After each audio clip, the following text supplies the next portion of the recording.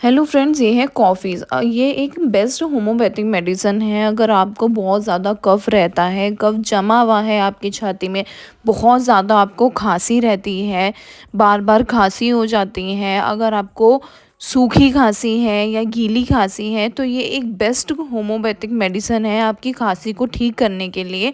आपको इसे दिन में 3 बार लेना है, एक एक चम्मच हल्के गर्म पानी के साथ मिक्स करके, और इसे आपको पी लेना है। इससे आपकी हर तरह की खांसी में आपको राहत मिलेगी।